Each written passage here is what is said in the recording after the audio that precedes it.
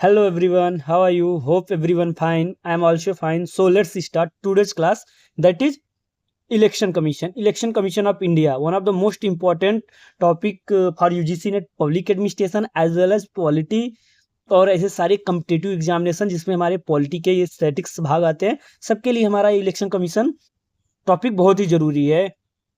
तो आइए आज इसके बारे में हम सब कुछ पढ़ते हैं कि इलेक्शन कमीशन को बनाने के लिए क्या इसके पर्पस था, क्या ऑब्जेक्टिव था और क्या इसके कॉन्स्टिट्यूशनल प्रोविजन थे, क्या लीगल फ्रेमवर्क है, इसके कंपोजिशन और इसके फंक्शन की बेसिकली आज बात करेंगे हम। तो देखिए जो हमारा इलेक्शन कमीशन है बेसिकली क्या है, कॉन्स्टिट्यूशनल बॉडी है। कॉन्स्टिट्यूशनल बॉडी बोल रहे हैं तो इसका मतलब कि जो हमारा इलेक्शन कमीशन स्टेबलाइज हुआ था एज पर कॉन्स्टिट्यूशन स्टेबलाइज हुआ था, that's why it is called constitutional body. So legal framework of the election commission, see, the election commission is a permanent and independent body established by the constitution of India directly to ensure free and fair election in the country. So जो हमारा election commission देखिए basically क्या है, एक permanent और independent body है जो कि कॉन्स्टिट्यूशन ऑफ इंडिया के गाइडलाइंस में क्या है स्टेबलाइज किया गया था, जिसका मेन पर्पस था कि free and fair election conduct कराए। फ्री एंड फेयर इलेक्शन, देखिए जो प्राइमरी फंक्शन है उसका फाइनेंस इलेक्शन कमीशन का है कि फ्री एंड फेयर इलेक्शन को कंडक्ट करवाए। और ये क्या है, हमारा कॉन्स्टिट्यूशनल बॉडी है और जो इसको डील करता है आर्टिकल, वो आर्टिकल है आर्टिकल 324 मतलब कि प्रोविजंस है जिसमें कि मतलब फ्री एंड फेयर मतलब कि इलेक्शन कमीशन को क्या करता है, इंपावर करता है कि जो हमारे कंट्रीज में जिन जिन पोर्टफोलियोज का बाई इलेक्शन के द्वारा वो अपॉइंट किए जाते हैं, इलेक्ट किए जाते हैं, उनका इलेक्शन करवाए। See like article 324 of the constitution provides that the power of superintendence direction and control of elections to, देखिए क्या करता है, डायरेक्शन देता है, कंट्रोल ऑफ द इलेक्शन देता है, किन किन चीज को लिए, पार्लियामेंट के इलेक्शन के लिए, state legislature and the office of president of India and the office of vice president of India shall be vested in the election commission. Thus the election commission is all India body in the sense that it common to both central government as well as state government. और देखिए जैसे कि क्या करता है, हमारा parliament के लिए, स्टेट लेजिस्लेचर के लिए, president of India, vice president of India, सबका इलेक्शन कंडक्ट कराता है। तो एज ओवरऑल हम देखें तो हमारा जो इलेक्शन कमीशन क्या है, ऑल इंडिया बॉडी है, ऑल इंडिया बॉडी है। The power vested in the election commission under article 324 of the Indian constitution are supplemented further by the acts of Parliament and the rules and orders under them. देखिए जो powers हमारा किसके द्वारा, article 324 के द्वारा दिया गया है इलेक्शन कमीशन को, बट इसका जो पावर्स वगैरह है इसको फर्दर क्या किया है, मतलब मॉडिफाइड किया गया है by the act of parliament के द्वारा। सी देखते हैं किस प्रकार इसका सप्लीमेंटेड हुआ है पावर। फर्स्ट देखिए, representation of the people act 1950 which deal with the qualification of voters, preparation of electoral rolls, delimitation of constituencies, allocation of seat in parliament and state legislature and so on. तो देखिए जो हमारा representation of people act 1950 का है, तो देखिए जो representation of people act 1950 वो क्या डील करता है, वो बताता है बेसिकली जो वोटर्स होंगे, देखिए बहुत ही इंपॉर्टेंट है, जो वोटर्स होंगे उनका क्वालिफिकेशन क्या करेगा, डिसाइड करेगा। कौन सा, रिप्रेजेंटेशन ऑफ पीपुल एक्ट 1950 जो कि पार्लियामेंट के द्वारा बनाया गया है। And preparation of electoral rolls, और इलेक्टोरल रोल्स को बनाना, एंड डेलिमिनेशन ऑफ कॉन्स्टिट्यूएंसीज, देखिए ना कभी कभी आप देखो कॉन्स्टिट्यूएंसीज डिफाइन किया जाता है area wise. And allocation of seat in parliament में सीट का एलोकेशन, स्टेट लेजिस्लेचर में सीट का एलोकेशन, सब कुछ रिप्रेजेंटेशन ऑफ पीपुल एक्ट 1950 के तहत डिसाइड किया जाता है। एंड सेकंड देखिए, रिप्रेजेंटेशन ऑफ पीपुल एक्ट 1951, देखिए वो था 1950 था, रिप्रेजेंटेशन ऑफ पीपुल एक्ट 1915 में आपने देख लिया, वोटर का क्वालिफिकेशन डिसाइड होगा और कॉन्स्टिट्यूएंसी डिसाइड होगी, allocation of seat in parliament, allocation of seat in state legislature क्या होगा, डिफाइन किया जाएगा, एंड इलेक्टोरल रोल प्रिपेयर किया जाएगा। देन हमारा आता है रिप्रेजेंटेशन ऑफ पीपुल एक्ट 1951, देखिए क्या डील करता है, which deal with the administrative machinery for conducting elections, the poll, election disputes, bye elections, registration of political party and so fourth.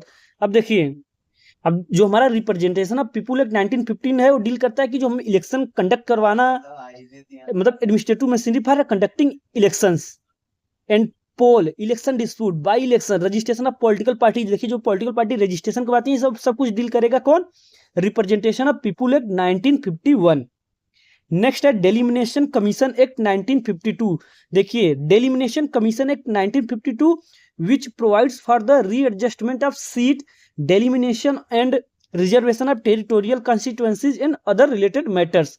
तो देखिए जो हमारा रीएडजस्टमेंट ऑफ सीट होता है and reservation of territorial constituency जाते हैं, अदर मेथड जो भी डील करेगा उसको डील करेगा delimitation commission act of 1952। Next presidential and vice presidential election act of 1952, government of union territories act of 1963, government of the national capital territory of Delhi act 1991। It must be noted here that election commission is not concern with the election to panchayat and municipalities in the state. अब देखिए one more important thing है, देखिए जो हमारा पंचायत का, ग्राम पंचायत का चुनाव होता है या तो चेयरमैन मेयर का चुनाव होता है म्युनिसिपैलिटीज वगैरह में, इसके लिए देखिए कंसर्न नहीं है हमारा इलेक्शन कमीशन। इसके लिए हमारा इलेक्शन कमीशन क्या है? कंसर्न नहीं है। इंपॉर्टेंट फैक्ट्स है देखिए।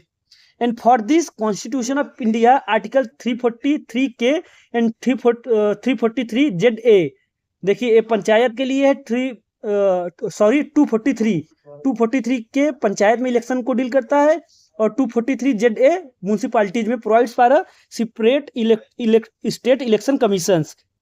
अब देखिए जैसा हमें पता है कि हमारा इलेक्शन कमीशन क्या है? ऑल इंडिया बॉडी है, ऑल इंडिया नेशनल बॉडी है।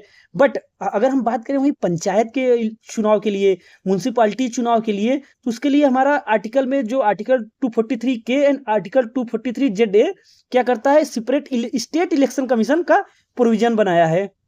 स्टेट इलेक्शन कमीशन का प्रोविजन है जो कि स्पेशली रिस्पॉन्सिबल होगा पंचायत और म्युनिसिपैलिटीज के चुनाव के लिए। अब देखते हैं कंपोजिशन की बात करें हम अपने इलेक्शन कमीशन की कंपोजिशन कैसा है। तो देखिए आर्टिकल 324, देखिए आर्टिकल 324 हमारा इलेक्शन कमीशन के स्टेबलाइजमेंट, पावर, कंपोजिशन सब कुछ डील करेगा। Article 324 of the constitution has made the following provision with regard to the composition of the election commission. So the composition of election commission is as follow. First, the election commission shall consist of the chief election commissioners, chief election commissioner and such number of other election commissioners if any as the president may from time to time fix। अब देखिए हमारा जो basic composition हम अगर देखें election commission का, इसी election commission का, तो बेसिकली क्या होगा? एक चीफ इलेक्शन कमिश्नर होगा एंड क्या होंगे? कुछ ऐसे नंबर्स में, मतलब such numbers of other election commissioner होंगे जो कि टाइम टू टाइम डिसाइड किया जाएगा प्रेसिडेंट ऑफ इंडिया के द्वारा। अब बात रही कि उनका अपॉइंटमेंट कौन करता है, तो see the appointment of the chief election commissioner and other election commissioners shall be made by the president के द्वारा। अब जो देखिए इलेक्शन कमीशन के जो चीफ इलेक्शन कमिश्नर होंगे और जो अदर इलेक्शन कमिश्नर्स होंगे उनको बेसिकली हमारे प्रेसिडेंट ऑफ इंडिया अपॉइंट करते हैं। And when any other election commissioner is so appointed the chief election commissioner shall act as the chairman of the election commission. अब उसके बाद अगर कोई सा इलेक्शन कमिश्नर अपॉइंटेड किया जाता है तो उस समय जो चीफ इलेक्शन कमिश्नर होगा वो इलेक्शन कमीशन का चेयरमैन एज एक्ट चेयरमैन करेगा। The president may also appoint after consultation with the election commission such regional commissioner as may consider necessary to assist election commission. देखिए election commissioner के consultation के बाद कुछ ऐसे regional commissioner क्या है president के द्वारा अपॉइंट किए जाते हैं इलेक्शन कमीशन के सपोर्ट के लिए। And the condition of service and tenure of office of the election commissioner and regional commissioner shall be determined by the president. तो वन मोर इंपॉर्टेंट था, देखिए tenure of election commissioner and regional commissioner कौन define करेगा? President करेगा। देखिए ऐसे ही MCQ जाते हैं, इंपॉर्टेंट एमसीक्यू है, मतलब कि टेन्योर इलेक्शन कमिश्नर का और रीजनल कमिश्नर का कौन डिसाइड करेगा? प्रेसिडेंट डिसाइड करेगा। Appointment president. See since its inception in 1950 and till October 15, 1989 the election commission function as a single member body consisting of the chief election commissioner. देखिए जब हमारा Inception मतलब कि जब हमारा इलेक्शन कमीशन 1915 बना था और उसको 1950 से लेके 1989 तक क्या था election commission? Function as a single member body, मतलब कि ओनली इसमें चीफ इलेक्शन कमिश्नर होते थे। But on October 16, 1989 the president appointed two more election commissioner to cope with the increased work of the election commission on account of lowering of the voting age from 21 to 18 years by the 61st constitutional amendment act of 1989। तो देखिए इस passage में आपको basically दो महत्वपूर्ण बातें हैं जिसको याद रखना पड़ेगा। तो देखिए पहले हमारा 1989 तक वोटिंग एज क्या था, वोटिंग एज हमारा था जैसे नॉर्मल वोटर के वोट देने के लिए क्या था 21 वर्ष था। बट आफ्टर 1989 जो कि 61st constitutional amendment act of 1989 के बाद वोटिंग एज को क्या किया, कम कर दिया गया, 21 वर्ष से घटा के 18 वर्ष कर दिया गया। तो देखिए अब क्या होगा, इलेक्टोरल रोल में क्या होंगे, जो मेंबर्स होंगे उनकी लिस्ट बढ़ जाएगी, तो हमारे इलेक्शन कमिश्नर के रोल भी बढ़ जाते हैं। तो उसके लिए हमारे प्रेसिडेंट ने 2 मोर इलेक्शन मेंबर मतलब कि इलेक्शन कमिश्नर को क्या किए, अपॉइंट किए। तो इसमें आप लोग को दो बातें ध्यान रखना होगा कि जो हमारा वोटिंग एज है 21 से 18 वर्ष कर दिया गया, किसके द्वारा, 61st कॉन्स्टिट्यूशनल अमेंडमेंट ऑफ 1989 के तहत। और टिल 1989 एज कितना था, 21 था वोटिंग एज।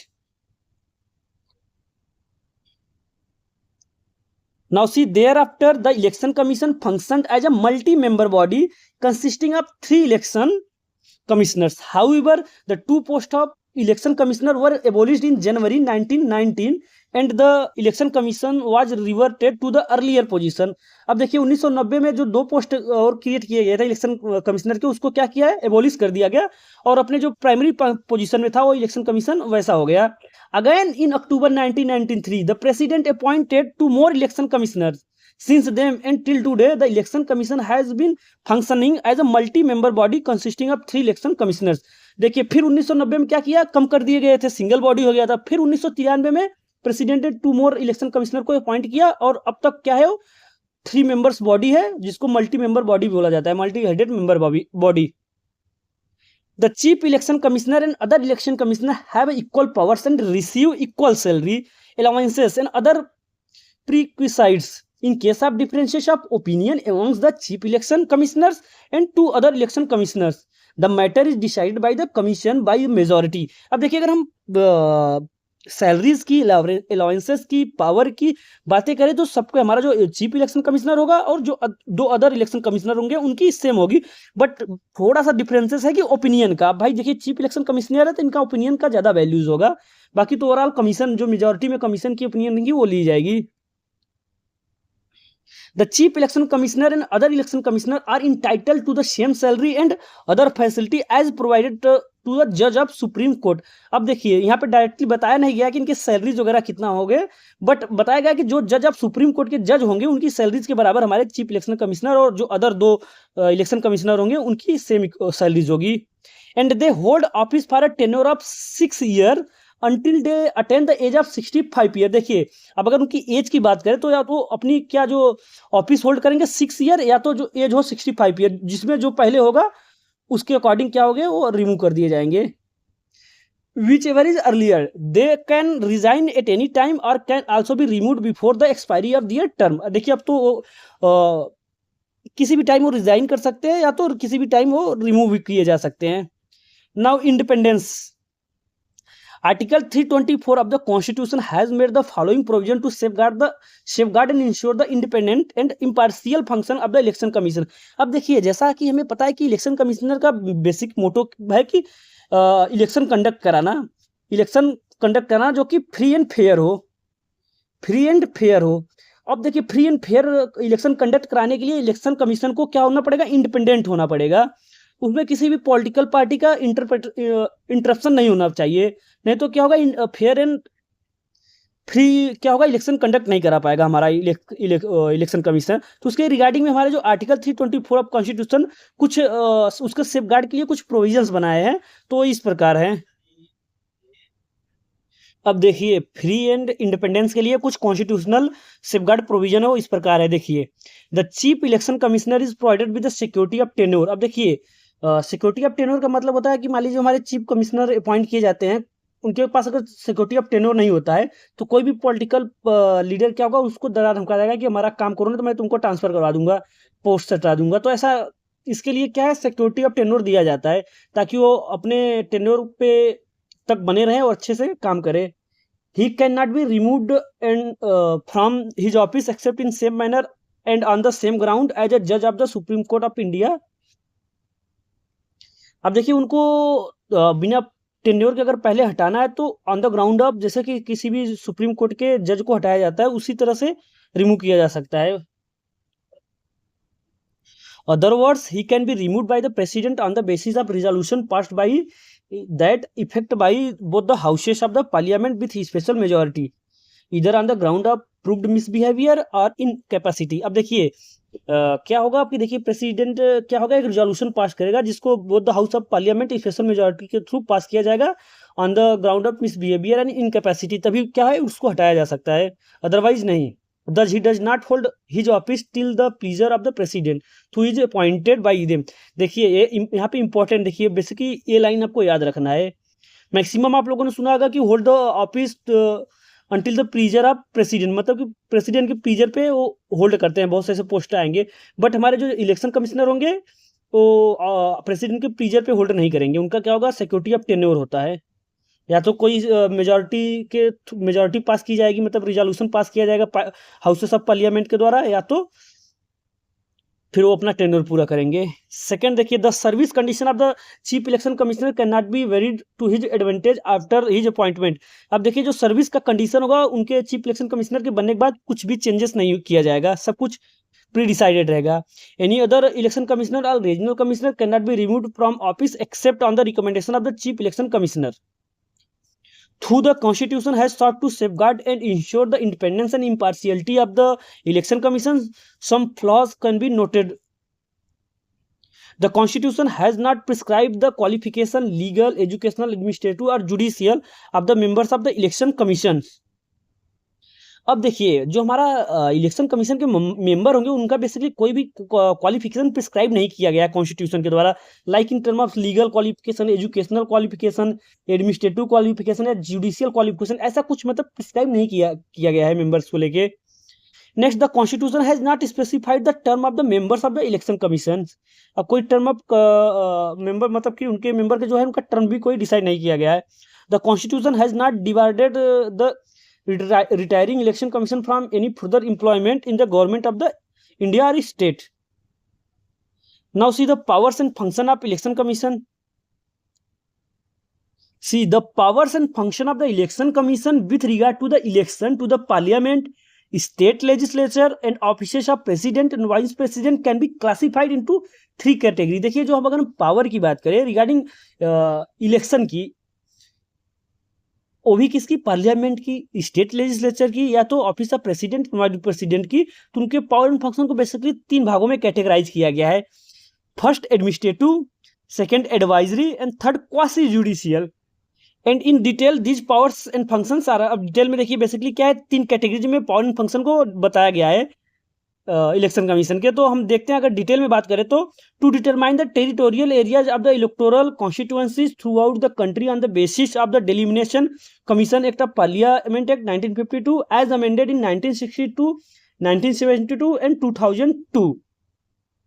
अब देखिए जो हमारा इलेक्शन कमीशन बेसिकली क्या है, टेरिटोरियल एरिया डिफाइन करता है, कॉन्स्टिट्यूएंसीज बनाता है।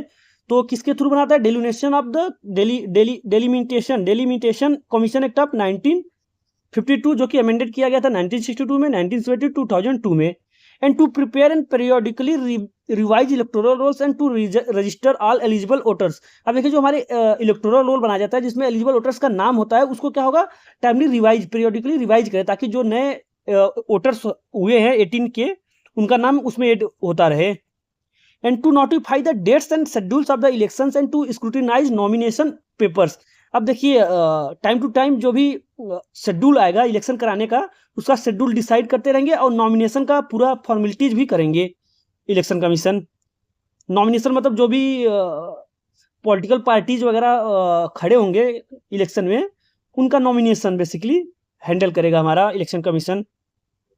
To grant recognition to the political parties and allot election symbols to them. अब देखिए जो चुनाव चिन्ह मिलता है, बेसिकली चुनाव चिन्ह आप लोगों ने देखा होगा, डिफरेंट पार्टीज के अलग अलग चुनाव चिन्ह होते हैं, बेसिकली वो कौन डिसाइड करता है, हमारा इलेक्शन कमीशन डिसाइड करेगा। And next, to act as a court for settling dispute relating to the granting of recognition to political parties and allotment of the election symbol to them. अब देखिए जो हमारे political parties के भी कुछ कोई भी डिस्प्यूट रहेगा regarding recognition to political parties and उनके जो अलॉटमेंट ऑफ सिंबल से रिलेटेड कोई भी मैटर होगा उसको भी सेटल डाउन करेगा. To appoint officers for inquiring into disputes relating to the electoral arrangement. अब इलेक्टोरल अरेंजमेंट मतलब इलेक्शन से लेकर कुछ भी अगर अरेंजमेंट की जरूरत होती है उसके लिए हमें जो ऑफिसर्स अपॉइंट किए जाते हैं वो भी हमारा इलेक्शन कमीशन अपॉइंट करेगा. To determine the code of conduct to be observe by the parties and the candidate at the time of elections. अब देखिए जो हमारे पार्टी जो इलेक्शन में खड़े होंगे, मतलब बोलते हैं ना जो कि पार्टी चुनावी पार्टी से डिफरेंट पार्टी है जो चुनाव में खड़े होते हैं, उनका कोड ऑफ कंडक्ट और बाकी जो मेंबर्स पार्टी वगैरह में रहेंगे उनका कोड ऑफ कंडक्ट भी क्या करेगा, डिटरमाइन किया जाएगा. To prepare a roster for publicity of the policies of the political parties on radio and TV in times of elections. अब देखिए टाइम आप इलेक्शन के टाइम कुछ मतलब कि पॉलिसीज वगैरह प्रिपेयर किए जाते हैं इलेक्शन कमीशन को, जिसको टीवी रेडियो के थ्रू ब्रॉडकास्ट किए जाते हैं. To advise the president on matter relating to the disqualification of the members of the parliament. अब देखिए बहुत इंपॉर्टेंट फंक्शन है इलेक्शन कमीशन का कि जो भी मेंबर्स ऑफ पार्लियामेंट के होते हैं उनके डिस्क्वालिफिकेशन के रिगार्डिंग में कुछ भी ऐसा मैटर होता है तो प्रेसिडेंट को उसके मैटर पे एडवाइज भी करेगा हमारा election commission. To cancel polls in the events of rigging, booth capturing, violence and other irregularities. अब देखिए जो भी अगर मान लीजिए बोलते हैं बूथ कैप्चर हो गया, मतलब कि गुंडागर्दी करके चुनाव डाला जा रहा है, ऐसा कुछ अगर मैटर आता है तो क्या करेगा, डिसकंटिन्यू कर देगा चुनाव वहां का. टू रिक्वेस्ट द प्रेसिडेंट और the governor for requisitioning the staff necessary for the conducting election. अब देखिए हमारे प्रेसिडेंट को और गवर्नर को क्या करेगा, रिक्वेस्ट करेगा, मतलब रिक्विजिशन करेगा, मतलब कि मांगेगा चुनाव कंडक्ट कराने के लिए मैन पावर स्टाफ मांगेंगे. And to supervise the machinery of the election throughout the country to ensure free and fair elections. To advise the president whether election can be held in a state under the president's rule in order to extend the period of emergency after 1 year. To register political parties for the purpose of election and grant them the status of national और state parties on the basis of their poll performance. देखिए अभी आप लोगों ने सुना होगा कि national party है, स्टेट पार्टी है, कुछ नेशनल पार्टी होते हैं, कुछ स्टेट पार्टी होते हैं, तो ये भी डिसाइड कौन करेगा, इलेक्शन कमीशन करेगा, on the their election performance के बेस पे डिसाइड करेगा. See the election commission is assisted by the deputy election commissioners. अब जो हमारा इलेक्शन कमीशन होगा डिप्टी इलेक्शन कमिश्नर के द्वारा असिस्ट किया जाएगा. They are drawn from the civil service and appointed by the commission with tenure system. They are assisted in terms by the secretaries, joint secretaries, director, deputy director, and under secretary posted in the secretariat of the commission. All the state level, the election commission is assisted by the chief electoral officer, who is appointed by the chief election commissioner in consultation with the state governor. Below this, the district level, the collector acts as the district returning officer. One more important point जो आप लोगों ने सुना होगा कि returning officer, district returning officer कौन होता है, हमारा डिस्ट्रिक्ट कलेक्टर बनाया जाता है डिस्ट्रिक्ट रिटर्निंग ऑफिसर.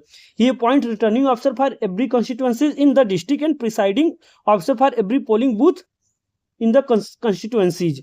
तो ये रहा हमारा इलेक्शन कमीशन के बारे में. आई होप आप लोग को इलेक्शन कमीशन से रिलेटेड जो हमारा आर्टिकल एक ही है 324, तो इसको आप लोग याद कर लीजिएगा. बाकी टेन्योर्स वगैरह एंड क्वालिफिकेशंस सब कुछ याद कर लीजिएगा. बेसिकली इससे एक क्वेश्चन आ सकता है. नेक्स्ट हमारा नेक्स्ट टॉपिक है controller and auditor general of India, CAG, CAG, CAG, CAG, CAG, controller and auditor general of India. Controller, CA and auditor general of India. Controller and auditor general of India basically देखिए हमारे जो funds वगैरह है, हमारे accounts वगैरह है, basically जो हमारा एक्सपेंडिचर पार्ट है, हमारे कंट्री का रेवेन्यू पार्ट है, बेसिकली उसके रख रखाव के लिए कि मतलब कि उसमें सही तरीके से हमें उसमें एक्सपेंडिचर हमारा हो रहा है कि नहीं हो रहा है, रेवेन्यू सही तरीके से कलेक्ट हो रहा है कि नहीं कलेक्ट हो रहा है, उसको प्रोटेक्ट करने के लिए कौन बनाया गया इंस्टीट्यूशन, कैग का इंस्टीट्यूशन बनाया गया. Controller and auditor general of India का ऑफिस क्रिएट किया गया. बेसिकली ये क्या है, कॉन्स्टिट्यूशनल बॉडी है क्योंकि इसका प्रोविजन कॉन्स्टिट्यूशन में दिया गया है. तो आज हम उसी के बारे में पढ़ेंगे. Controller and auditor general of India. C the constitution of India article 148 provides for an independent office of the controller and auditor general of India. देखिए, अगर हम कैग की बात करें तो कैग का ऑफिस क्रिएट किया गया है आर्टिकल 148 के तहत क्रिएट किया गया है। अभी इसके सारे कैग से जो इम्पोर्टेंट आर्टिकल है उस सबको भी हम इंडिविजुअली देखेंगे। And he is the head of Indian audit and account department, he is the guardian of public purse. देखिए, बहुत इंपॉर्टेंट पॉइंट है। कैग का बोला जाता है कि guardian of public purse, guardian of public purse भी बोला जाता है। तो ये बहुत बार पूछा गया भी है कि कैग को अनदर नाम से क्या जाना जाता है, गार्जियन ऑफ पब्लिक पर्स बोला जाता है। क्यों? क्योंकि वो जितने भी हमारे अकाउंट्स हैं उनको बेसिकली ऑडिट करता है and controls the entire financial system of the country at both level, centre and state levels. और जो फाइनेंशियल कंट्रोल जैसे हमारे स्टेट लेवल में और सेंट्रल लेवल दोनों जगह के फाइनेंशियल सिस्टम को क्या करता है, कंट्रोल करता है। Thus the office is in all India characters and his duty is to uphold the constitution of India and law of parliament in the field of financial administration. As we know, see that CAG is control the financial administration at both level, that is central level and state level. So that CAG is a national level body. CAG is a national level body, union level body, because it acts both for the central government and as for state government. That's why it is called all India characters body, and his duty is to uphold the law of parliament in the field of financial administration. And this is the reason why Dr. B.R. Ambedkar said that the CAG shall be the most important officer under the Constitution of India. देखिए, doctor B are Ambedkar ji का बहुत important statement है। उन्होंने बोला कि CAG को one of the most important office under the constitution of India बोला है। And he is one of the bulwark of the democratic system of the government in India.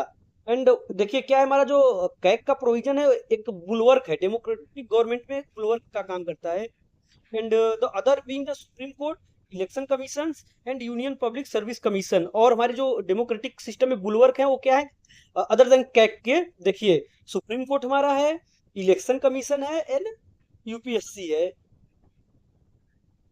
Now see the appointments and terms of CAG. CAG को basically कैसे appoint किया जाता है, उनके terms of terms, service terms क्या है, tenures वगैरह क्या होते हैं, उसको बेसिकली देखेंगे। See the CAG is appointed by the president of India by a warrant under his hand and seal.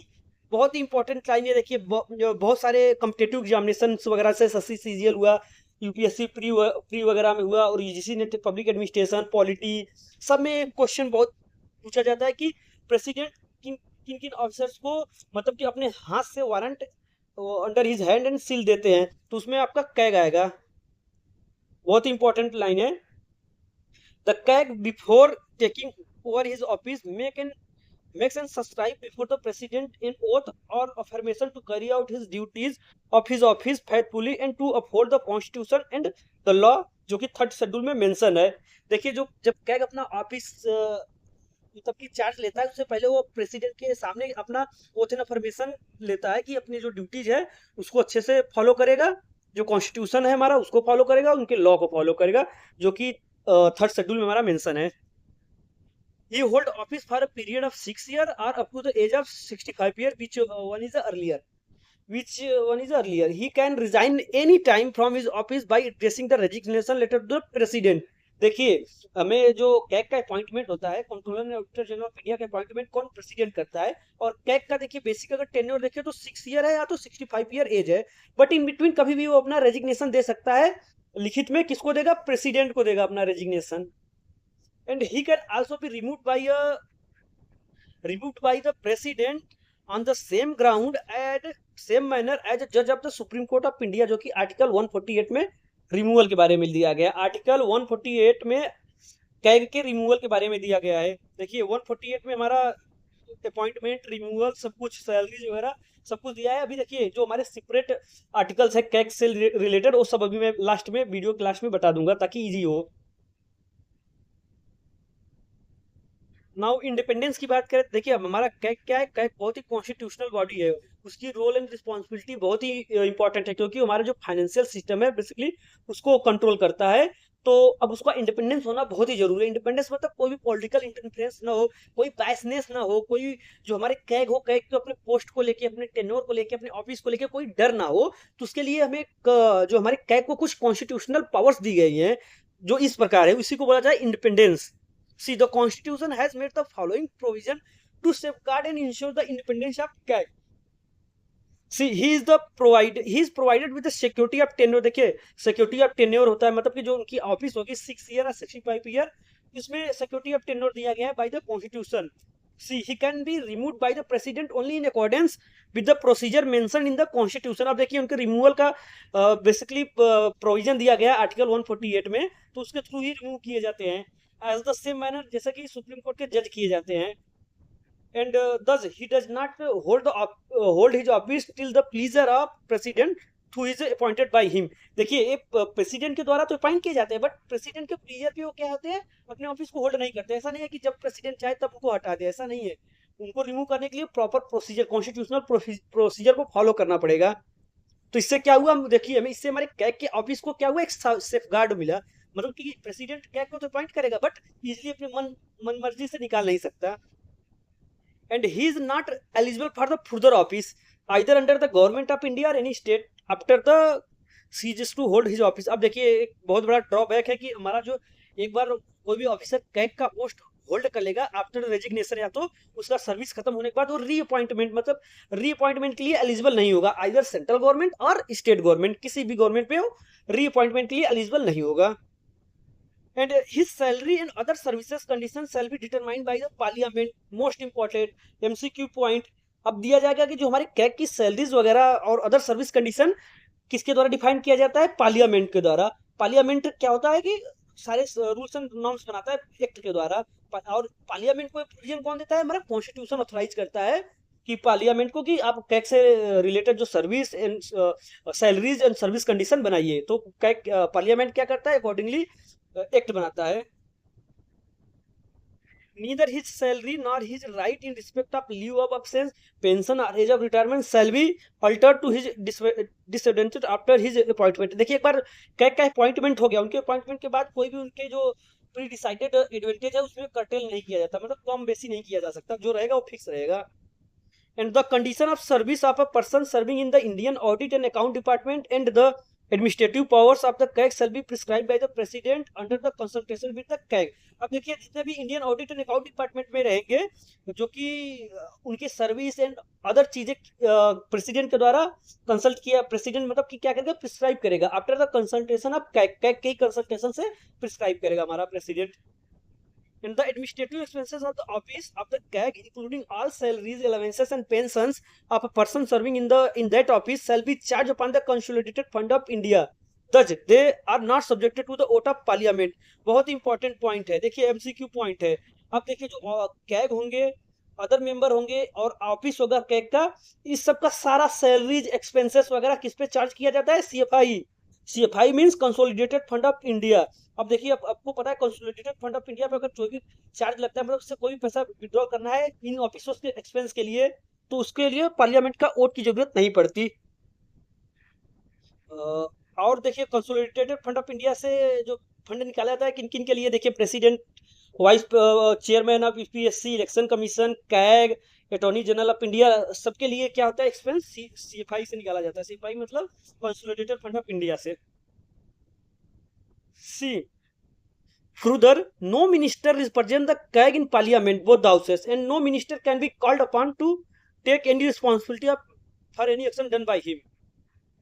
Now see the duties and powers of CAG। अब देखते हैं, ये तो रहा बेसिक कैग के बारे में, कैग के अपॉइंटमेंट, रिमूवल एंड इंडिपेंडेंस के बारे में। अब हम देखते हैं कैग का बेसिक ड्यूटीज क्या है, कैग के पास क्या क्या पावर्स हैं उसको देखेंगे। The constitution that is article 149 देखिए आर्टिकल 148 में हमने देखा कैग के appointment, removal and tenure, salaries वगैरह के बारे में देखा। अब आर्टिकल 149 जो कि क्या बताता है, duties and power of CAG. See the constitution authorises the parliament to prescribe the duties and power of the CAG in relation to the account of union and state of any other authority और body. अब देखिए जो हमारी duties and responsibility basically CAG का बनाया prescribe किया जाता है पार्लियामेंट के द्वारा, बट पार्लियामेंट को कौन ऑथराइज करता है कि तुम इरिस्पेक्टिव मतलब कि कैग का ऑफिस के लिए तो आप ड्यूटीज एंड रिस्पॉन्सिबिलिटी पावर वगैरह प्रिस्क्राइब करो। पार्लियामेंट को भी तो किसी चीज का अथॉरिटी चाहिए, तो पार्लियामेंट को कौन ऑथराइज करता है? कॉन्स्टिट्यूशन करता है। कॉन्स्टिट्यूशन में कौन? आर्टिकल 159 ऑथराइज करता है। Accordingly the parliament enacted the CAG duties power condition of service act in 1971, जिसको बोला जाता है DPC act of 1971। CAG act 1971 को बेकर DPC duties power and service conditions. This act was amended in 1976 to separate accounts from audit in central government. अब देखिए जो हमारा कैग एक्ट ऑफ 1971 है, इसको बेसिकली 1976 में अमेंड किया गया था, और इस अमेंडमेंट के थ्रू क्या क्या प्रोविजन हुआ था, इसका बेसिकली आउटकम क्या हुआ? देखिए पहले तो आप फंक्शन समझिए, इस एक्ट को अमेंडमेंट को समझने के पहले आप कैग की फंक्शन एंड रिस्पॉन्सिबिलिटी को समझना जरूरी है। देखिए बेसिकली कैग देखिए क्या है, कैग हमारा है controller and auditor general of India है। कैग हो गया controller and auditor general of India. तो कंट्रोलर का मतलब बेसिकली होता है कंट्रोल करना, कंपाइलेशन प्लस कंट्रोल, कंपाइल और कंट्रोल दोनों करना। और ऑडिटर जनरल ऑफ इंडिया का मतलब होता है कि किसी भी जो हमारा ऑडिटिंग का काम करना, बेसिकली रख रखाव की मतलब जांच करना सही हुआ है कि नहीं हुआ है। तो देखिए बट अब ये फंक्शन हमारा अकाउंटिंग का भी फंक्शन, ऑडिटिंग का फंक्शन, दोनों फंक्शन हमारा कैग करता था टिल 1976 का जो अमेंडमेंट एक्ट हुआ था पार्लियामेंट का, कैग एक्ट ऑफ 1971 को एक क्या किया, अमेंड किया गया कब? 1976 में। और इस अमेंडमेंट एक्ट के तहत जो हमारा कैग की जो अकाउंटिंग रिस्पॉन्सिबिलिटी है उसको अलग कर दिया गया। इस अमेंडमेंट के बाद हमारी जो कैग की अकाउंटिंग रिस्पॉन्सिबिलिटी है वो हट गई। अब ओनली कैग क्या करेगा? ऑडिट का काम करेगा यूनियन गवर्नमेंट में। बट स्टेट में अभी भी इसकी ड्यूटीज एंड रिस्पॉन्सिबिलिटी है कि अकाउंटिंग और ऑडिटिंग का काम स्टेट गवर्नमेंट में करेगा, बट यूनियन गवर्नमेंट का ओनली ऑडिट का काम करेगा। अब बात आती है कि यूनियन गवर्नमेंट में अकाउंटिंग का काम कौन इंस्टीट्यूशन करेगा, तो उसके लिए बनाया गया CGA controller general of account. Controller general of account को बेसिकली काम है अकाउंटिंग का काम है, फॉर्म्स ऑफ मतलब कि जितने भी अकाउंटिंग का काम है ये प्रिस्क्राइब करेगा, ऑडिट का काम हमारा कैग करेगा। सी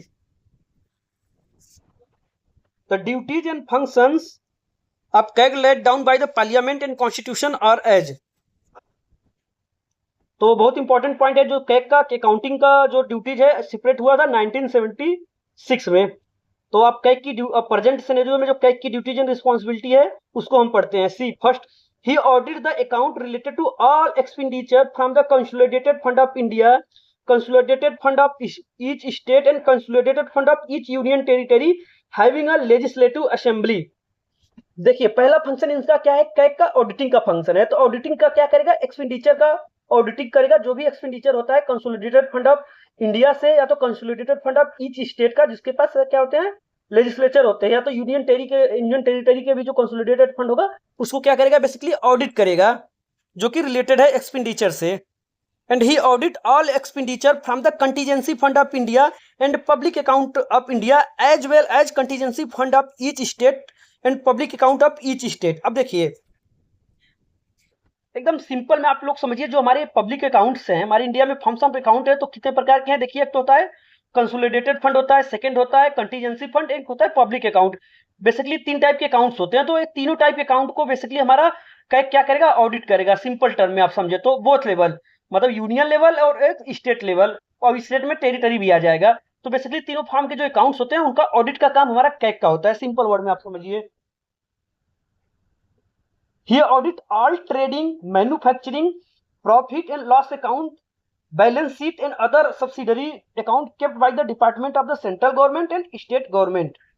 अब देखिए, अब तो रही बात फॉर्म्स ऑफ अकाउंट जो हमारी government of India directly manage करती है उनका। अब उसके अपार्ट फ्रॉम देखिए all he audit all trading. देखिए अब trading, manufacturing, profit and loss account, balance sheet and other subsidiary account kept by the department of the central government and state government. अब देखिए जो इतने भी प्रकार के जो यहाँ पे बताए गए बैलेंस शीट और अकाउंट, जो कि ट्रेडिंग में जिसमें ट्रेडिंग अकाउंट होगा, मैन्युफैक्चरिंग अकाउंट होगा, प्रॉफिट एंड लॉस अकाउंट होगा, एंड बैलेंस शीट वगैरह होगा, जो कि department of the central government के द्वारा मैनेज किए जाते हैं, उनके भी चीज को क्या करेगा, वो ऑडिट करेगा हमारा। नेक्स्ट देखिए, he audit the receipt and expenditure of the following. अब देखिए, अभी तक तो एक्सपेंडिचर की बात हुई, अब देखिए अब रिसिप्ट एंड एक्सपेंडिचर किसका करेगा। All bodies and authorities substantially finance from the central और स्टेट गवर्नमेंट।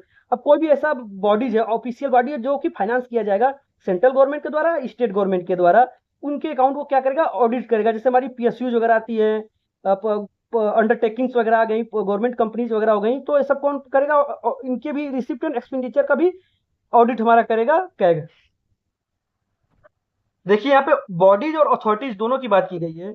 गवर्नमेंट कंपनीज की करेगा, and other companies and bodies when so required by related law. और ऐसी कई कंपनियां जो कि रिक्वायरमेंट होगी ऑडिट करने का, तो उसको भी करेगी ऑडिट। नेक्स्ट देखिए, he audit all transaction of the central and state government related to डेब्ट, sinking fund, deposits, advance, suspense account and remittance business. He also audit receipt, stock account and other with the approval of the president or when required by the president. Next देखिए, he audit the account of any other authority when requested by the president or governor. For example, the audit of local bodies. देखिए local bodies वगैरह का भी audit करता है, but इसके लिए क्या होगा, प्रेसिडेंट या गवर्नर का रिक्वेस्ट के बाद ही करेगा, मतलब वो परमिशन देंगे तो करेगा। He advised the president with regard to the prescription of the form in which the account of the central and state shall be kept, जो कि आर्टिकल 150 में मेंशन है। आर्टिकल 150 में कि फॉर्म्स ऑफ अकाउंट मतलब मेंटेन किया जाएगा state government और सेंट्रल गवर्नमेंट, जो कि कैग हमारा प्रिस्क्राइब करेगा forms of account.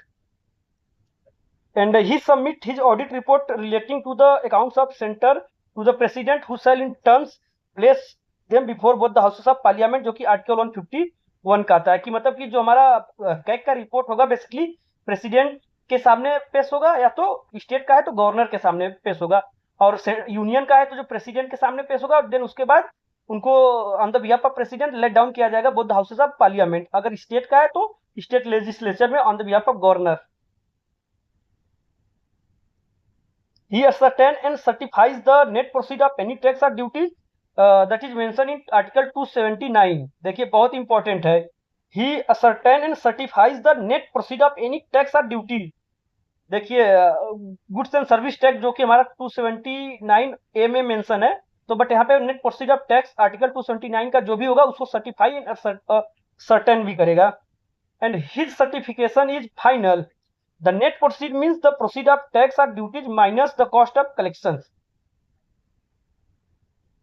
And he act as a guide, friend and philosopher of the public account committee of the parliament, PAC। देखिए अगर सिंपल बात बताऊं, अगर जो कैग का रिपोर्ट होता है बेसिकली प्रेसिडेंट के पास जाता है, प्रेसिडेंट के बाद क्या होता है, पार्लियामेंट में पेश किया जाता है, तो उसको एग्जामिन कौन करता है, पब्लिक अकाउंट कमिटी। जो कैग का रिपोर्ट होता है उसको एग्जामिन किया जाता है पब्लिक अकाउंट कमिटी, और इसके एग्जामिनेशन के थ्रू हमारे जो डिपार्टमेंट्स वगैरह है वो कीप अकाउंटेबल रखता है। He compiles and maintains the account of state government. In 1976, he was relieved of his duty responsibility with regard to the compilation and maintenance of account of the central government due to the separation of account from the audit, that is departmentalization of account बोला गया है इसको। देखिए अगर controller का मतलब ही समझेंगे, controller तो दो वर्डों से मिलकर बना है, कंपाइलेशन प्लस कंट्रोलर को मिला के कंट्रोलर बनाएगा, मतलब कंपाइलेशन भी करेगा और कंट्रोल भी करेगा। तो इसका मतलब पूरा उस चीज को कंपाइलेशन और कंट्रोल को ही अकाउंटिंग बोला जाता है, अकाउंटिंग। बट एक ड्यूटी कब था, 1976 तक था। उसके बाद से कंपाइलेशन की ड्यूटी मतलब अकाउंटिंग की ड्यूटी से अपना क्या हुआ, रिलीव कर दिया गया, ओनली ऑडिटिंग की ड्यूटी करता है। मतलब कि कैग से सी वाली ड्यूटी हट गई, एजी वाली ड्यूटी है, अकाउंटिंग जनरल वाली ड्यूटी है, कंट्रोलर वाली ड्यूटी हट गई, बट नाम अभी वही कैग ही है, बट स्टेट गवर्नमेंट में अभी भी प्रिवेल है। Now see the roles of CGA. Roles of CGA का देखते हैं, controller and auditor general of India का रोल्स अब देखते हैं। The role of the CGA is to uphold the constitution of India and the law of the parliament in the field of financial administration, the accountability of the executive, that is council of minister, to the parliament in respect of in the sphere of financial administration is secured through the audit report of the CAG. अब देखिए जो भी हमारे council of minister है वो basically council of minister मतलब कि जो भी हमारी एग्जीक्यूटिव है बेसिकली अकाउंटेबल होते हैं किस ऑडिट के रिपोर्ट के द्वारा, क्योंकि उनके हर एक काम को उनके हर एक एक्टिविटी को हमारा क्या करेगा कैग मॉनिटर करेगा, एक ऑडिट करेगा और रिपोर्ट बनाएगा और रिपोर्ट क्या देगा पार्लियामेंट को देगा, फिर पार्लियामेंट के लिए हर एक डिपार्टमेंट क्या अकाउंटेबल है। The CAG is an agent of the parliament and conducts audit of expenditure on behalf of the parliament. अब देखिए बोला गया है कि कैग हमारा पार्लियामेंट का क्या एजेंट है और पार्लियामेंट के ही बिहाफ पे हमारा कैग क्या करता है ऑडिट का परफॉर्म करता है, ऑडिट रोल परफॉर्म करता है। Therefore he is responsible only to the parliament. The CAG has more freedom with regard to the audit of expenditure than with regard to the audit of receipts। अब देखिए ये बहुत ही important point है, अगर CAG का भी अगर हम पावर देखते हैं तो कैग का पावर ऑडिट ऑफ एक्सपेंडिचर में बहुत ज्यादा है with respect to audit of receipt. देखिए रिसिप्ट क्या है, रिसिप्ट पैसे आ रहे हैं तो आने दो, इसमें कोई ज्यादा दिक्कत नहीं है।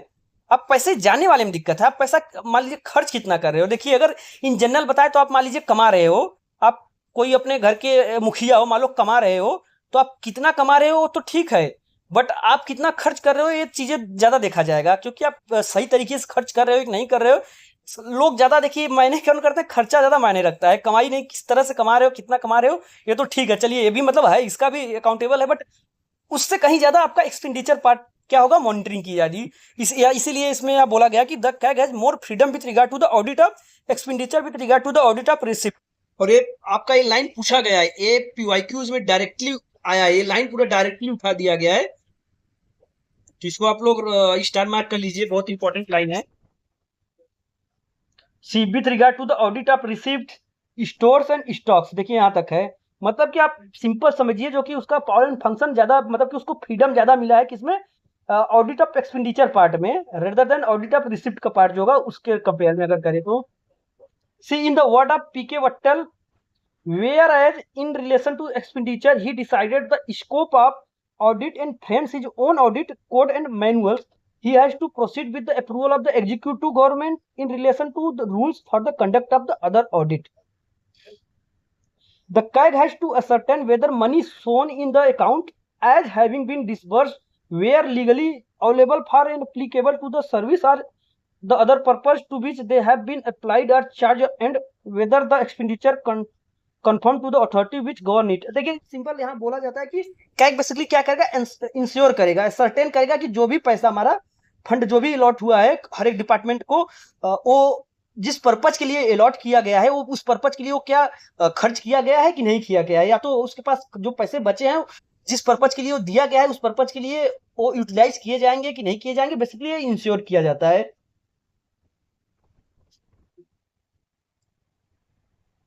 In addition to this legal and regulatory audit, the CAG can also conduct the propriety audit. That is, he can look into the wisdom of faithfulness and economy of the government expenditure and comments on the wastefulness and extravagance of such expenditure। देखिए बहुत ही important बात है यहाँ पे, देखिए CAG only क्या करता है मतलब कि लीगल एंड रेगुलेटरी ऑडिट नहीं करता है, टाइप्स ऑफ ऑडिट भी होते हैं, तो जिसको टाइप ऑफ ऑडिट में देखिए हमारा एक लीगल एंड रेगुलेटरी ऑडिट होता है, एक प्रोप्राइटरी ऑडिट होता है, एक परफॉर्मेंस ऑडिट होता है, लाइकवाइज ऑडिट बहुत प्रकार के ऑडिट करता है कैग। तो जो बताया गया कि जैसे कोई भी फंड की ऑडिट करेगा मतलब पैसे से एक्सपेंडिचर ऑडिट किया कि जितना फंड किसी डिपार्टमेंट को दिया गया है उतना वो उसी पर्पज के लिए खर्च किया गया है कि नहीं किया गया है, तो हमारा क्या होता है लीगल एंड रेगुलेटरी ऑडिट हो गया। बट उसके अलावा हमारा कैग क्या करता है प्रोप्राइटरी ऑडिट करता है। प्रोप्राइटरी ऑडिट मतलब कि विस्डम, ट्रथ, फेथफुलनेस इस सब की भी ऑडिट करता है कि मान लीजिए कोई भी डिपार्टमेंट जो पैसा मांगी है क्या वो सही मायने में सही तरीके से यूटिलाइज करने के लिए मांगी है, ऐसा तो नहीं है कहीं वेस्टफुल तरीके से मान लीजिए कोई भी डिपार्टमेंट मतलब कि कोई जरूरत नहीं है फिर भी उसने अपना प्रोजेक्ट दिखाया पैसा ले लिया, तो इस चीज की भी ऑडिट करती है कि वो क्या सच में जरूरत थी कि नहीं जरूरत थी उसकी स्कीम की।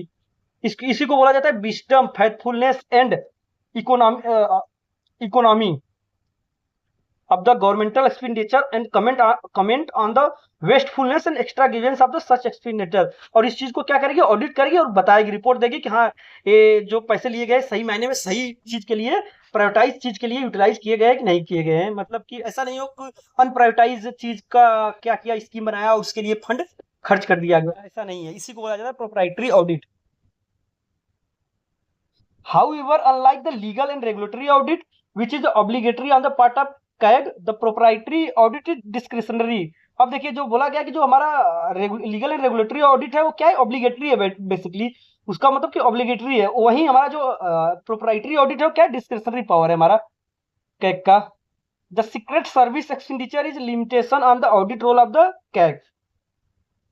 In this regard, the CAG cannot call for particulars of expenditure incurred by the executive agency, but has to accept a certificate from the competent administrative authority that the expenditure has been so incurred under his authority. अब बताया जाता है कि कुछ ऐसे secret mission के लिए या सीक्रेट कामों के लिए क्या है, फंड अलॉट किए जाते हैं। तो इसमें क्या है, कैग का थोड़ा सा लिमिटेशन देखा जाता है कि उन सीक्रेट जो एक्सपेंडिचर है उनमें क्या है, ऑडिट के लिए उसके कुछ लिमिटेशन है। बट इन दिस रिगार्ड जो हमारी कॉम्पिटेंट अथॉरिटी होगी वो बाकायदा सर्टिफिकेट देगी। The constitution of India visualises the CAG to be both, that is controller as well as auditor general. However, in practice, the CAG is fulfilling the role of an auditor general only and not the role of controller. देखिए अब as a procedure constitution of India का visualisation अगर हम देखें, जिस purpose के लिए हमारा कॉन्स्टिट्यूशन ऑफ इंडिया ने कैग को क्या किया था, मतलब कि बनाया था, सोचा था कि कंट्रोलर एंड ऑडिटर जनरल, मतलब कि controller as well as auditor general की काम करेगी। बट इन प्रैक्टिस अगर हम देखें तो हमारा कैग का काम क्या है, ओनली ऑडिटिंग का काम रह गया है। तो बेसिकली देखिए अगर आप एक डिफरेंस देखेंगे कि जो हमारा कैग है, कैग ऑफ इंडिया का और कैग ऑफ ब्रिटेन का देखेंगे, क्योंकि देखिए सब सारा ब्रिटेन से इंस्पायर्ड चीजें हैं। तो जो हमारे कैग के पास पर्पज पावर एंड ड्यूटीज है, उसके पर्पज है कि वो कंट्रोल भी करेगा, मतलब कि बिना कैग के अप्रूवल के बिना कोई भी फंड क्या होगा, अलॉट नहीं होगा। इसका मतलब आप कहीं ना कहीं देखेंगे जो ब्रिटेन का कैग है उसके पास बहुत ज्यादा पावर है। और वहीं अपनी इंडिया की कैग को अगर आप देखोगे तो कैग क्या करता है, पोस्टमार्टम टाइप का करता है। पोस्टमार्टम जिसको बोलते हैं, पोस्टमार्टम कि मतलब कोई भी चीज हो गया, कोई भी प्लान प्रोजेक्ट पैसे खर्चा हो गया, उसके बाद हमारा कैग क्या करेगा, उसको एग्जीक्यूट क्या ऑडिट करेगा। तो कहीं ना कहीं ये पोस्टमार्टम वाली एक्टिविटी हुई। बट हमारा जो कैग ऑफ ब्रिटेन है वो क्या करता है, प्री एग्जीक्यूशन, मतलब कि प्री अप्रूवल ऑडिट भी करती है। कोई भी मतलब स्कीम, कोई भी फंड वगैरह अलॉट होगा तो पहले उसका ऑडिट करेगा हमारा कैग, तब जाके होगा। तो इसीलिए देखिए हमारे जो कैग ऑफ इंडिया है उसका ओनली काम है ऑडिटर जनरल का काम है, ना कि कंट्रोलर का काम है इन प्रैक्टिस। बट क्या हुआ, कॉन्स्टिट्यूशन ऑफ इंडिया का विजुअलाइजेशन दोनों था, कंट्रोलर एंड ऑडिटर जनरल का दोनों का काम था, मतलब विजुअलाइज ऐसा किया, बट प्रैक्टिकल में ऐसा नहीं है। Now see CAG and corporation. The role of CAG in the auditing of public corporation is limited. Broadly speaking, his relationship with the public corporation fall into the following three categories. अब देखिए अगर हम बात करें corporation field की और CAG के auditing के फंक्शन का, तो उसमें बहुत सारा लिमिटेशन है, उसको हम देखते हैं 3 कैटेगरीज में फॉल किया गया है। तो देखते हैं यहाँ पे the see, some corporation are audited totally and directly by the CAG. अब देखिए बहुत इंपॉर्टेंट है, डायरेक्टली क्वेश्चन आता है और यहीं से देखिए ऐसे ट्रिकी क्वेश्चन डायरेक्टली आते हैं कि कुछ ऐसे कंपनीज के नाम दे देंगे, उसमें पूछेगा कि इनमें से किसको कैग ऑडिट करेगा। तो अब देखिए ये चीजें यहीं से पता चलेंगे आपको कि कैग किस किस कंपनी को ऑडिट करता है, किस किस इंस्टीट्यूशन को ऑडिट कर सकता है। कॉर्पोरेशन जो कंपनीज वगैरह हैं, कॉर्पोरेशन इंस्टीट्यूशन है, उनको देखिए सी, सब corporation are audited totally and directly by the CAG. अब देखिए टोटली और डायरेक्टली, इसमें भी आप लोग फोकस कीजिएगा। टोटली एंड डायरेक्टली कैग किसको किसको कर रहा है audit, Damodar valley corporation, oil and natural gas commission, air India, Indian airlines corporation and others. And some other corporation are audited by private professional auditor who are appointed by the central government in consultation with CAG। अब देखिए कुछ ऐसे corporation है जो कि private professional से audit किए जाते हैं, बट उनको कौन अपॉइंट करेगा, सेंट्रल गवर्नमेंट क्या करेगा, अपॉइंट करता है बेसिकली कैग के कंसल्टेशन से। तो if necessary the CAG can conduct supplementary audit, अगर ऐसा रिक्वायरमेंट होगा तो कैग क्या करेगा, सप्लीमेंट्री ऑडिट कंडक्ट कर सकता है। तो इसमें देखते हैं कौन कौन से कॉर्पोरेशन है। See, central warehousing corporation, industrial finance corporation and other. तो इंपॉर्टेंट पॉइंट है, इसको रख लीजिएगा, याद कर लीजिए, राइट डाउन कर लीजिए कि जो हमारी सेंट्रल वेयर हाउसिंग कॉर्पोरेशन है, इंडस्ट्रियल फाइनेंस कॉर्पोरेशन है, ये बेसिकली क्या है, प्राइवेट जो ऑडिटर होंगे उनके द्वारा ऑडिट किए जाएंगे ये सब institute commission. Some other corporations are totally subjected to private audit. In other words, their audit is done exclusively by private professional auditor and CAG does not come into the picture at all. देखिए second में तो हमने देखा CAG CAG क्या role में है, कहीं ना कहीं कैग आप देख रहे हो कैग की कंसल्टेशन से ही प्राइवेट बॉडी अपॉइंट की जा रही है, बट ऐसे ऐसे कुछ और कमीशन है जिनका ऑडिट टोटली मतलब टोटली प्राइवेट बॉडीज करेगी, जिसमें कैग का कोई भी रोल नहीं है। तो वैसी बॉडी के देखिए कौन कौन से हैं, life insurance corporation LIC, reserve bank of India RBI, state bank of India FCI, food corporation of India and others. तो देखिए बहुत इंपॉर्टेंट है RBI, SBI, FCI, LIC, ये सारे जो कॉर्पोरेशन है टोटली प्राइवेट ऑडिटर से क्या होते हैं, ऑडिट किए जाते हैं ये सब body. The role of CAG in the auditing of the government companies is also limited. अब देखिए कॉर्पोरेशन की बात है तो यहाँ पर हमने बात की, अब गवर्नमेंट कंपनी की बात करें तो सीधे they are audited by the private auditor who are appointed by the government on the advice of CAG. The CAG can also undertake supplementary audit or test audit of such a companies. See, in 1968, an audit board was established as the part of office of the CAG to associate the outside specialists and experts to handle the technical aspect of audit of specialized enterprises like engineering, iron and steel, chemical and so on. This board was established on the recommendation of Administrative Reform Commission of India. It consists of chairman and 2 members appointed by the CAG. अब देखिए कुछ supplement मतलब specialised field के लोगों को क्या क्या invite करके एक बोर्ड बनाया गया जिसको ऑडिट बोर्ड बोला जाता है, जो कि कैग का पार्ट है। इसके मेंबर जो कि बोर्ड हमारा ARC के रिकमेंडेशन से स्टेबलाइज किया गया था, और इसमें क्या होंगे, चेयरमैन होंगे और 2 अदर मेंबर्स होंगे जो कि कैग के द्वारा अपॉइंट किए जाएंगे।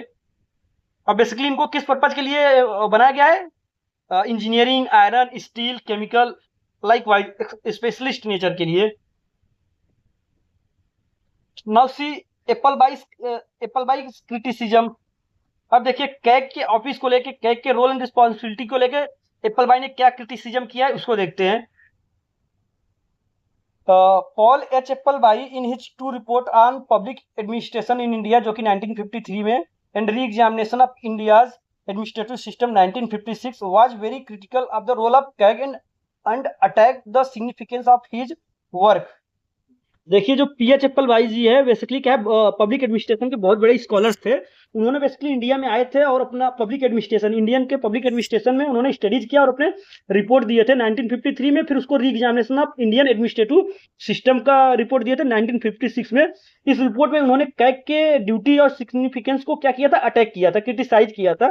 सी he also suggested that the CAG should be relieved of the responsibility of audit. In other words, he recommended the abolition of the CAG office. His point of criticism of Indian audit are as, देखिए अब इन्होंने बोला था कि जो एप्पलबाई का report था basically उन्होंने क्या किया था, ऑडिट सिग्निफिकेंस को क्या किया था, क्रिटिसाइज किया था, मतलब कि डायरेक्टली कहीं ना कहीं कि कैग के ऑफिस को एबोलिश कर दो। इसलिए उन्होंने कुछ, और इसके रिगार्डिंग उन्होंने कुछ कंसर्न्स बताए, अपने ऑब्जर्वेशन व्यूज बताए। तो उसको देखते हैं किस रीजन से उन्होंने बोला था कि कैग के ऑफिस को एबोलिश कर देना चाहिए। The function of the CAG in India is large measures inheritance from the colonial rule. देखिए फर्स्ट उन्होंने पॉइंट बोला था कि the function of the CAG in India is in large major inheritance from the colonial rule. Basically उसको बताया कि जो CAG का तरीका है, मैनर है, मतलब प्रोविजन है, बेसिकली क्या है, कॉलोनियल रूल से है, मतलब कि कॉलोनियल रूल के टाइम का रूल्स है जो कि प्रेजेंट टाइम का नहीं है। तो बेसिकली क्या है, इनहेरिटेंस बताया उसको कॉलोनियल रूल का। बेसिकली इनका मतलब व्यू था कि जो हमारा कैग क्या है, बेसिकली कैग देश की तरक्की को रोकता है, मतलब कि क्या है, ओनली कमियां निकालता है और ना कि उसको बदलने के परिवर्तन के क्या है नियम नहीं बताएंगे, ओनली कमियां निकालेगा। और क्या है ये चीजें क्या थे, मालिक इनहेरिटेंस ऑफ कॉलोनियल रूल का है। सेकंड देखिए, the CAG is today a primary cause of widespread and paralysing willingness to decide and to act. Auditing has repressive and negative influence. देखिए primary cause of widespread and paralysing unwilling to decide, इसका मतलब देखिए in simple मैं आपको समझाता हूँ कि CAG से डरते हैं लोग, हर एक डिपार्टमेंट, हर एक मतलब कि जो प्रोजेक्ट डिसाइड करने में, मतलब जो नए नए प्रोजेक्ट्स होते हैं उसको मतलब कि डिसाइड करने में, उसको बनाने में जो हर एक डिपार्टमेंट है डरती है, क्योंकि कैग क्या पता उनको डर लगता है कि कैग इसमें कमियां निकाल दे, सवाल करे, क्वेश्चन करे। तो इस डर से भी क्या होते हैं लोग नहीं बनाते, कोई भी नया प्रोजेक्ट या कोई नई आइडियाज नहीं आती इसको। इसीलिए एप्पलबाई जी ने बोला कि कैग के डर से लोग क्या होते हैं, पैरालाइज हो जाते हैं, अनविलिंगनेस हो जाते हैं टू डिसाइड, मतलब कि डिसीजन नहीं ले पाते। ऑडिटिंग के डर से। And the parliament has a greatly exaggerated notion of the importance of auditing to parliamentary responsibility and so has failed to define the function of the CAG as the constitution contemplated it would do। देखिए इस line में बताया गया है कि parliament को लगता है कि ऑडिटिंग का काम बहुत बड़ा है और इसलिए कैग की रोल एंड रिस्पॉन्सिबिलिटी बहुत ज्यादा है। मतलब कि एक प्रकार से पार्लियामेंट का ये विजन है कि जो ऑडिटिंग का काम सबसे जरूरी है, मेन है। और बट इन प्रैक्टिकल देखें तो इसका फायदा उतना ज्यादा नहीं है, ऑडिटिंग का फायदा उतना ज्यादा नहीं है जितना सोचा जाता है। देखिए ये विजन किसके थे? एप्पल बाई के विजन थे, हमारे विजन नहीं है, हम एप्पल बाई के विजन बता रहे हैं। नेक्स्ट देखिए, the CAG's function is not really a very important one. Auditors do not know and can not be expected to know very much about good administration. Their prestige is highest with other who do not know much about administration. देखिए यहाँ पे बताया गया कि the CAG's function is not really very important one, मतलब कि कैक का function बहुत, मतलब ये देखिए एप्पल बाई ने बोले कि जो कैक का फंक्शन है बहुत ज्यादा इंपॉर्टेंट नहीं है। क्यों? क्योंकि जो ऑडिटर होते हैं वो नहीं जानते, उनको रियल मायने में जो एडमिनिस्ट्रेशन के प्रोसेस है उसके बारे में उनको जानकारियां नहीं है। इसके बावजूद भी their prestige is highest with other who do not know much about the administration. और इसके बावजूद भी देखिए, क्योंकि जो ऑडिटर्स होते हैं वैसे उनको ऑडिट का चीजें पता होता है, बाकी जो एडमिनिस्ट्रेशन की चीजें है, जो ग्राउंड लेवल पे चीजें है वो नहीं पता होती। इसके बाद भी ऑडिटर को बहुत ही प्रेस्टीज माना जाता है अदर देन जो एडमिनिस्ट्रेशन होती है उनके मेंबर्स के कंपेयर में। Auditors know what is auditing which is not administration. It is necessary but highly pedestrian function with a narrow perspective and very limited usefulness. देखिए यहाँ बेसिकली पर्सपेक्टिव बताया जाता है कि जो हमारे ऑडिटर का जो पर्सपेक्टिव है बहुत ही नैरो है। ओनली उनको ये पता है कि पैसा खर्च हुआ है कि नहीं, तो कैसे खर्च हुआ है, जितना मिला था, जिस पर्पज के लिए मिला था उतना ही खर्च हुआ है कि नहीं, बेसिक। और बाकी बात जो ब्रोडर पर्सपेक्टिव, जो ब्रोडर एडमिनिस्ट्रेशन से रिलेटेड सारी चीजें, उससे उसको मायने नहीं रखता, इसलिए उसको बताया गया कि नैरो पर्सपेक्टिव बोला है। A deputy secretary in the departments know more about the problems in his department than the CAG and his entire staff। देखिए बोला जाता है कि जो ड्यूटी सेक्रेटरी होता है अपने डिपार्टमेंट के बारे में बहुत अच्छे से जानेगा देन कैग और उसके पूरे स्टाफ के अगर कंपेयर में हम बात करें तो। आइए अब हम कैग को इन शॉर्ट, मतलब शॉर्ट नोट्स वाइज में समझते हैं ताकि आप लोग इजी हो जाए, एग्जाम पॉइंट ऑफ व्यू से आप लोग थोड़ा स्मार्ट तरीके से नोट्स बना सके। तो कुछ इंपॉर्टेंट फैक्ट्स इसमें जो डेटाज है डायरेक्टली मैं लिखूंगा, आप लोग भी टाइमली साथ साथ में लिखते जाइए। CAG,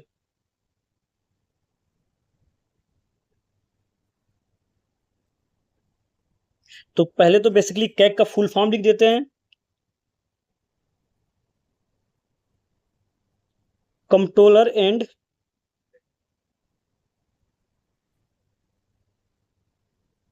auditor general of India. Now अब controller and auditor general of India basically करेगा क्या? See checks CAG, checks whether the government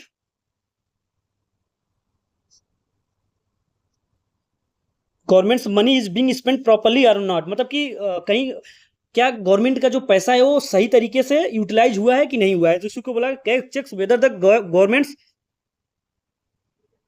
government's money is being spent properly और नॉट। तो ये तो रहा बहुत इंपॉर्टेंट पॉइंट कि कैग का बेसिकली पर्पज क्या है। एंड नेक्स्ट पॉइंट है कैग को बोला क्या जाता है, इसलिए हमें कैग को क्या बोला जाता है? कैग को guardian of public purse, guardian of public money.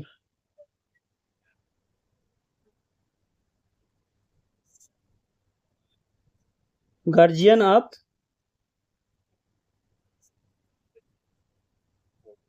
Public money, public money मतलब पब्लिक पर्स।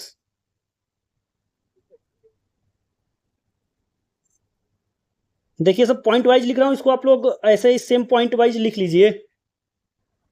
नेक्स्ट देखते हैं कॉन्स्टिट्यूशनल प्रोविजन।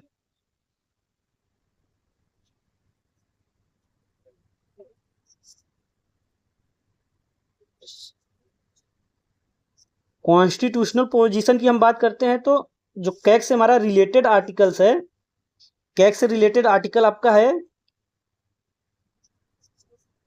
आर्टिकल 148 से लेके 151 तक, जो डायरेक्टली कैग से रिलेटेड है। अब इसमें एक एक करके हम देखते हैं, एक एक करके हम सारे आर्टिकल्स देखते हैं। आर्टिकल 148 हमारा देखिए, article 148 basically appointment of CAG. देखिए अपॉइंटमेंट से डील करता है कैग के। देखिए मैं शॉर्ट में लिख रहा हूं ताकि आप लोग इजीली बनाए, छोटा नोट्स हो आपका। And article 149 basically duties and responsibility. Article 150 accounts का फॉर्मेट जो होता है, जो स्टेट गवर्नमेंट या सेंट्रल गवर्नमेंट के जो फॉर्म्स ऑफ अकाउंट होते हैं उसको बेसिकली हमारा कैग डिफाइन करता है, जो कि आर्टिकल 150 के तहत। Next article 151 audit report.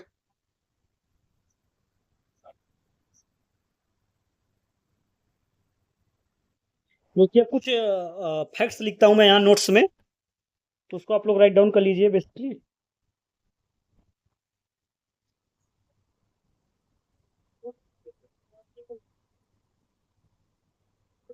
देखिए फर्स्ट पॉइंट लिखिए, appointment, appointed by the president of India.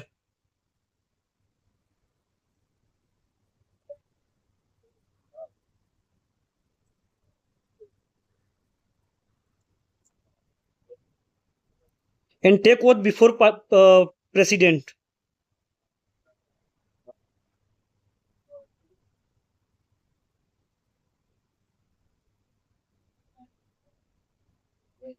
Tenure 6 year या 65 age, which one is earlier होगा, तो ये तो हमारा टेन्योर हो जाएगा।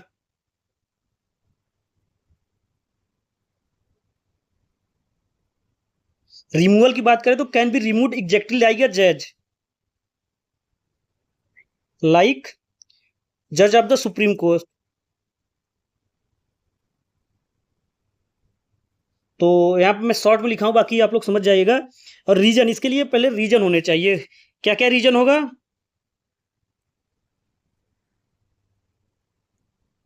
रीजन होगा आपका या तो मिसबिहेवियर,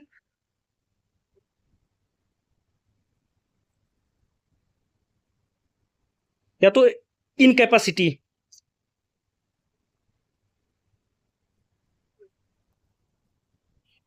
एक पॉइंट और भी लिखिए यहाँ पे, इसको कैग को basically,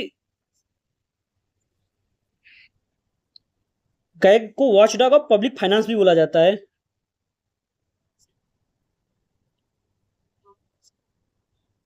watchdog of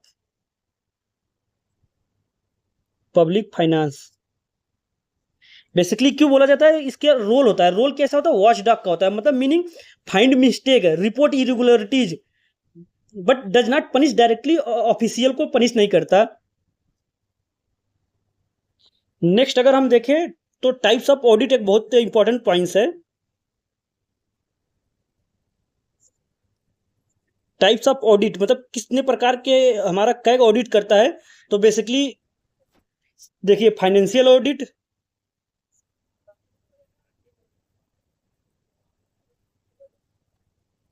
financial audit, compliance audit,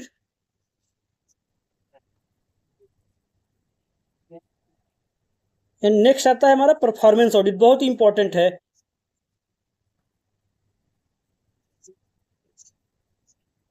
performance audit में बेसिकली 3 चीज का ऑडिट करता है,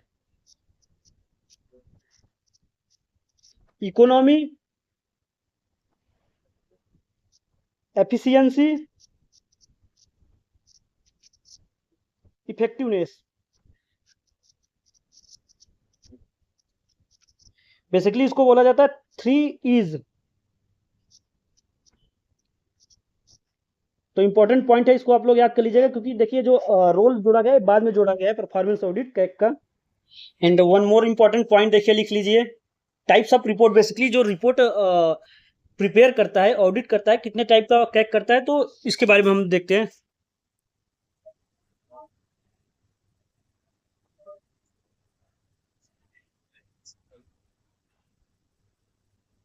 तो देखिए बेसिकली 3 टाइप के हैं।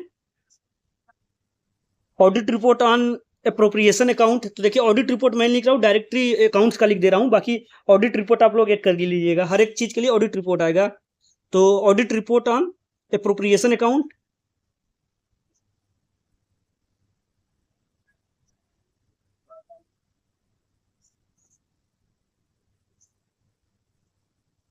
Finance account and public undertaking, audit report on finance account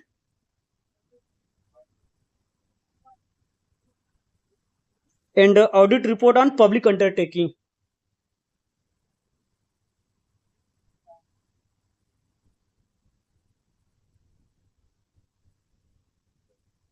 इस तीनों पे बेसिकली क्या होगा, ऑडिट रिपोर्ट करेगा। अब देखिए एक इंपॉर्टेंट टॉपिक की बात करने जा रहा हूँ जो कि डीप एनालिसिस है, जो कि बेसिकली बात करता है कि office of controller and general, controller and auditor general of India का कैसे मतलब ओरिजिन हुआ, कैसे धीरे धीरे वो स्लोली करते करते most powerful institution under the constitution of India बना। तो उसका थोड़ा हम रूट से पढ़ते हैं, क्योंकि देखिए अभी जो बुक में लक्ष्मीकांत बुक मैंने जो आपको स्टडीज कराया उसमें तो इतना डीप में नहीं था, बट अब थोड़ा डीप एनालिटिकल पढ़ते हैं, क्योंकि जो पढ़े अच्छे से पढ़े। देखिए टाइम तो कम है, फिर भी मैं शॉर्ट नोट्स टाइप में लिख देता हूँ, आप लोग को एक एनालिटिकल अंडरस्टैंडिंग क्लियर हो जाएगी। तो टॉपिक जो है इंपॉर्टेंट टॉपिक है, इसको डबल स्टार कर लीजिएगा। यही टॉपिक आप लोग को अदर से क्या होगा, डिफरेंट बनाएगा। See how did the office of CAG came into being, come into being.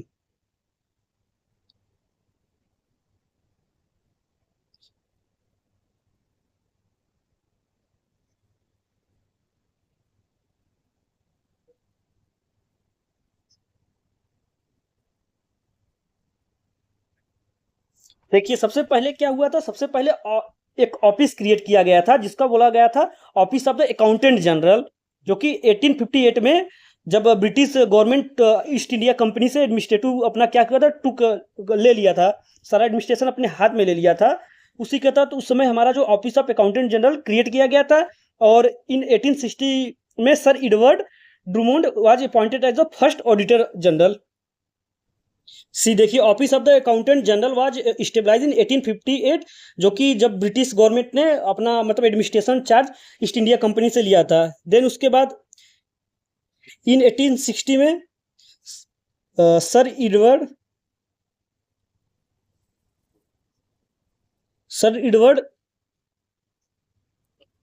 ड्रूमोंड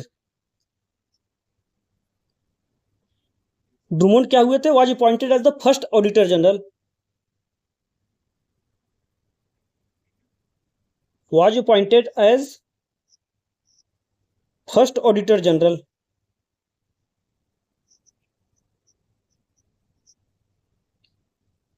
then उसके बाद देखिए meanwhile after some restructuring the auditor general of India came to be called the auditor and accountant general to the government of India. फिर देखिए उसके बाद कुछ क्या हुआ, धीरे धीरे टाइम बदलता गया, तो उसका जो अकाउंटेंट जनरल के पोस्ट का क्या हुआ, रिस्ट्रक्चरिंग हुआ, तो उसको फिर क्या नाम दिया गया, auditor general of India. So important point है जो कि सबसे अलग आपको बनाएगा, वो जानना बहुत जरूरी है कि how did the office of the CAG came into being, मतलब कि ऑफिस ऑफ कैग का ऑफिस कैसे स्टेबलाइज हुआ। तो मैंने आपको बताया था कि office of the accountant general was stabilise in 1858 में, जो कि जब ब्रिटिश गवर्नमेंट ने एडमिनिस्ट्रेशन को टुक ओवर किया था ईस्ट इंडिया कंपनी से, उस समय एक पोस्ट बनाया था अकाउंटेंट जनरल, ऑफिस बनाया था अकाउंटेंट जनरल, जो कि इन 1860 में 1860 में sir Edward Drummond was appointed as the first auditor general, जिसका डेजिग्नेशन था ऑडिटर जनरल। ऑफिस का क्या नाम था, अकाउंटेंट जनरल, और उसका पोर्टफोलियो जो पाए गए थे फर्स्ट टाइम 1860 में सर एडवर्ड ने, उनको बोला गया था auditor general. Then after some restructuring, अब देखिए टाइम के जैसे जैसे जाता है सिनेरियो चेंज होते हैं, अकॉर्डिंगली टाइम के अकॉर्डिंग क्या होता है, कुछ रिस्ट्रक्चरिंग हुआ, तो जो ऑडिटर जनरल ऑफ इंडिया का डेजिग्नेशन था वो क्या हुआ, auditor and accountant general to the government of India हुआ। देखिए जो 1860 में जो दिया गया था डेजिग्नेशन, क्या दिया गया था, auditor general of India, auditor general का दिया गया था। बट टाइम के साथ साथ इस डेजिग्नेशन को देखिए चेंज किया गया, इसको रीनेम किया गया है, तो उसको फिर से बोला गया है। देखिए ऑडिटर जनरल ऑफ इंडिया को बोला जाता था auditor and accountant general to the government of India, to government of India. Then फिर इन 1886 पोजीशन, फिर पोजीशन क्या हुआ, रीनेम्ड हुआ, फिर रीनेम्ड हुआ, क्या हुआ, controller general of accountant. See important point. फिर जो हमारे auditor and accountant general of government of India को फिर क्या किया गया, 1886 में रीनेम्ड किया गया। फिर क्या बोला गया, controller general of account, controller general of accounts. फिर इन 1884, फिर देखिए 1800,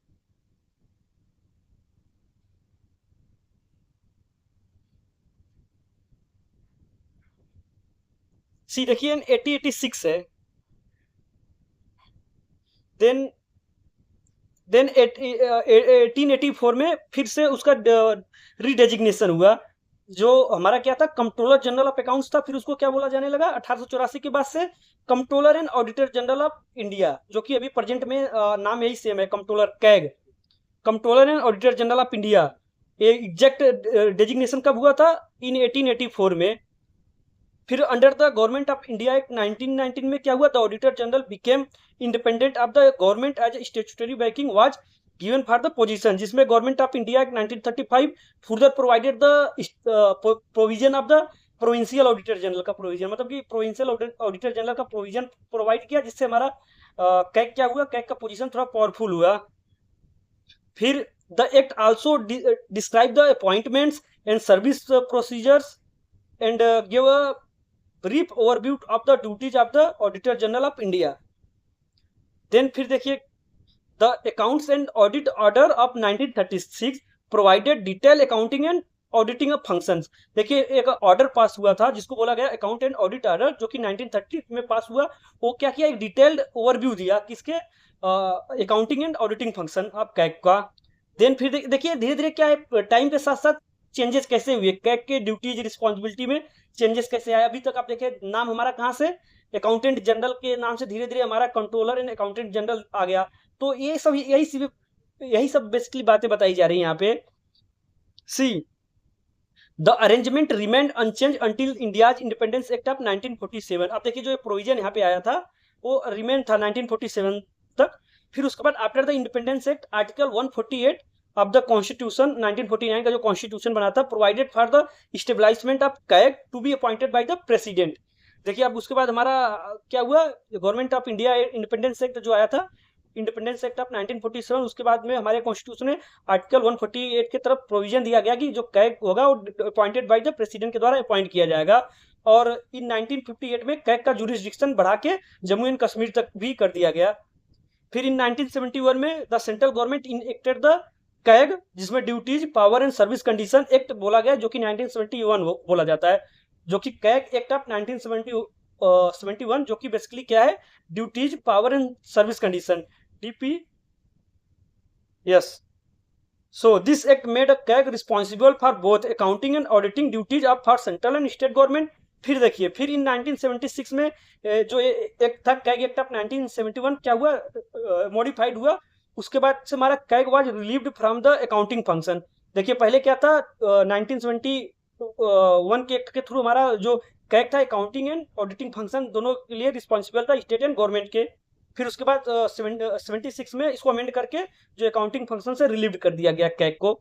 तो ऑलमोस्ट ये सब थोड़े बहुत जो फैक्ट्स थे, जो एक्स्ट्रा चीज़ें थे, मैंने आपको नोट्स फॉर्म में बता दिया। ऑलमोस्ट कैग से रिलेटेड सब कुछ मैंने कवर कर दिया। आप लोग अपने नोट्स अपने अकॉर्डिंग शॉर्ट नोट्स बनाइए, रिवाइज कीजिए। Thank you.